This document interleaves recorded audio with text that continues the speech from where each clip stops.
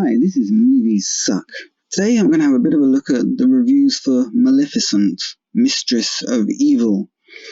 I've been rather curious as to why Mistress of Evil has scored 41% among critics, but 95% among the audiences. So it led me to think, why do the critics hate this film so much? If you go down and have a look at what it says on Rotten Tomatoes, it seems eminently sensible stuff. There's no need for a sequel, it's almost not campy enough. Jolie as a star here is something amazing to behold. An old Hollywood glamour shot come to, well, not exactly come to life, but mobile anyway. Although that person's given it 1 out of 5, even though they liked Angelina Jolie. Sadly, such fun is not to be had in Mistress of Evil, a needless sequel to the 2014 Sleeping Beauty riff that fails to fully value the entire appeal of these films. See, these all seem like reasonable enough objections. 5 years and multiple $1 million hence, Angelina Jolie and Elle Fanny's film offers nothing new or even remotely as path-breaking, emotional and magical as its predecessor. See, this stuff all sounds reasonable. But why is the rating quite that low when I've read a few? They all agree that the actors in this film did really well and that it was basically the story that let it down. But why did the story let this film down so much? What was upsetting the critics so much that they gave it 41% and yet the public who watched it gave it 95%? It's a very strange thing. Well, if we have a look at a couple of reviews I've left open up here. Maleficent, Mistress of Evil features killer performances but succumbs to racist tropes. Have we just found the secret, the answer as to why the critics seem to dislike this Maleficent film so much?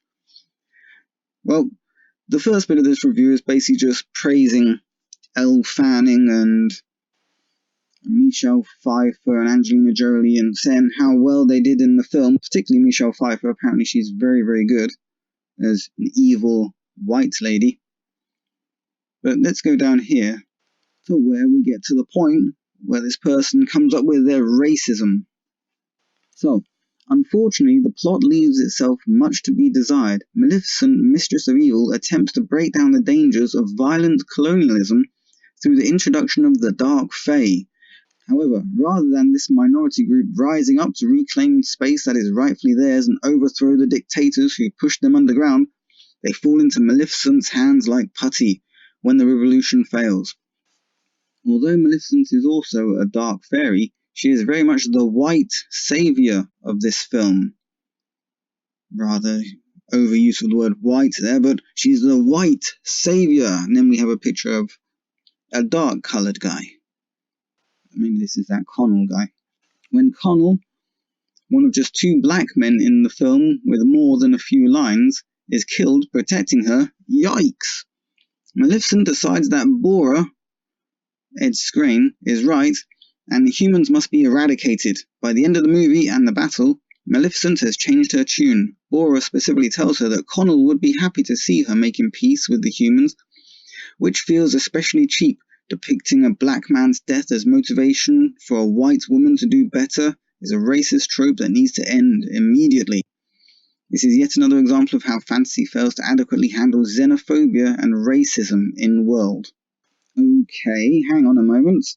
Why is this racist? Just because some of the characters are dark-coloured and some are white-coloured, and maybe what side of a boundary they sit on? Isn't this a rather strange thing? The point is that it's just a film, but they've managed to drag in racism, colonialism, white people, as in white power. Ooh, white people too powerful. And yet, white person on one side, as in Michelle Pfeiffer, trying to destroy the fairy, mostly represented in this case, as this person is saying, by dark-coloured people. And yet the dark-coloured people are being saved by or used by another white person, in this case Angelina Jolie. What is this gibberish about? Where do they come up with this crap? I mean, this was one thing. And then I had another look, and I found this other review. It says, review, Maleficent, Mistress of Evil is a great sequel, despite some mixed messages. And this is a very long review. It's actually a good review for anyone who wants to read it. I found this on Forbes. But if we skip down, you have to skip down quite a way, because he spends a lot of time talking about how good the actors were and all these sorts of things, which is good. But you have to get a bit further down to find exactly why this person seems to think that there are issues, or this movie is problematic. It says, this is a recipe for strong storytelling, for complex conflicts.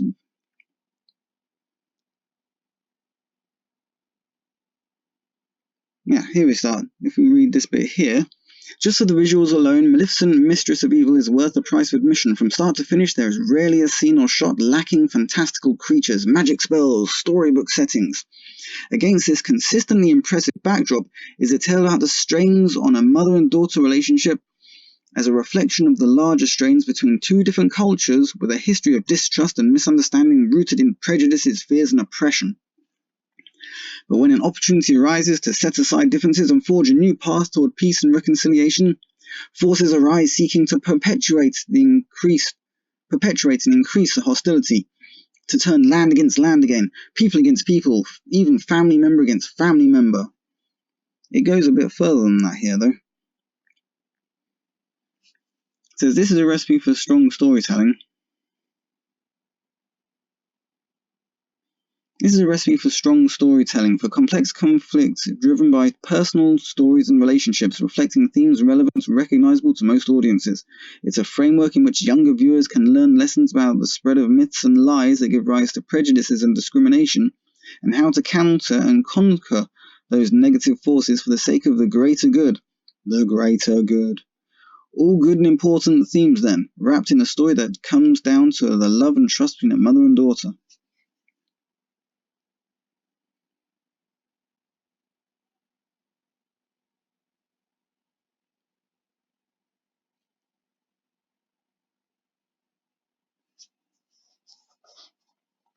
And then we come to the crux of the matter for this reviewer. It says, yes, the point of the story is to frame real-world issues in fairy tale settings and within the conventions of fantasy storytelling, but that still translates here into representing humans as predominantly white Western culture.